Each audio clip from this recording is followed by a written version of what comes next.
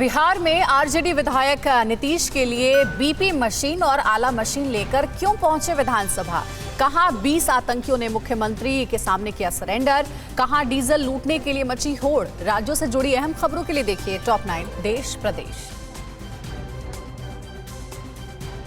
नीतीश कुमार विधानसभा में आजकल काफी गुस्से में दिखाई देते हैं। कल पटना में आरजेडी विधायक मुकेश रोशन बीपी मशीन और आला मशीन लेकर पहुंचे। रोशन ने कहा कि उन्हें सीएम की चिंता है। जब से जेडीयू का आंकड़ा 43 पर आ गया तब से वो बहुत ज्यादा गुस्से में रहते हैं। जेडीयू ने कहा कि आरजेडी पहले अपने नेताओं का बीपी चेक करवाए।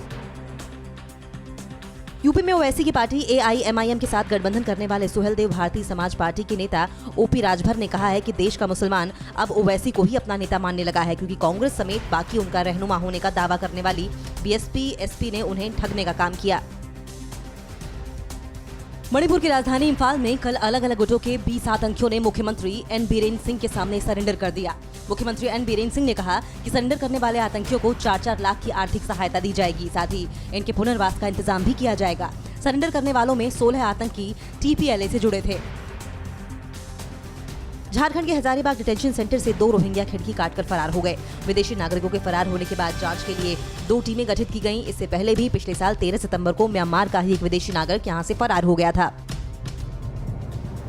महाराष्ट्र में कल कोरोना के करीब 10,000 नए केस सामने आए, जबकि 56 लोगों की मौत हो गई। अकेले मुंबई में पिछले 3 दिनों से 1000 से ज्यादा नए मामले सामने आ रहे हैं। इस बीच महाराष्ट्र के जलगांव में कल से 15 मार्च तक जनता कर्फ्यू लगाया जाएगा। ठाणे शहर के 11 हॉटस्पॉट में 13 मार्च से 31 मार्च के बीच लॉकडाउन की घोषणा की गई है।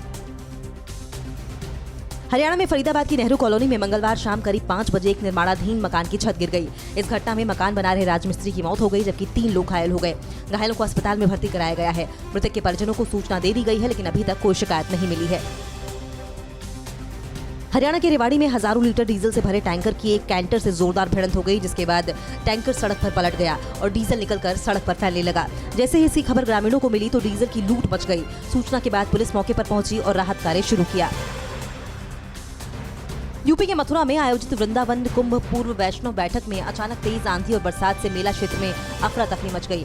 तेज हवा से अनेक द्वार और शिविर धराशायी हो गए। बिजली के खंभे टूटने से अंधेरा छा गया। तेज हवा और बरसात का दौर थोड़ी ही देर रहा, लेकिन व्यवस्था को चौपट कर गया।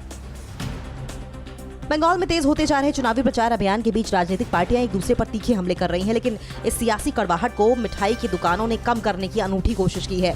सिलीगुड़ी में एक मिठाई दुकानदार ने सभी पार्टियों के सिंबल वाली मिठाइयां तैयार की है। इन मिठाइयों को लोग खूब पसंद कर रहे हैं।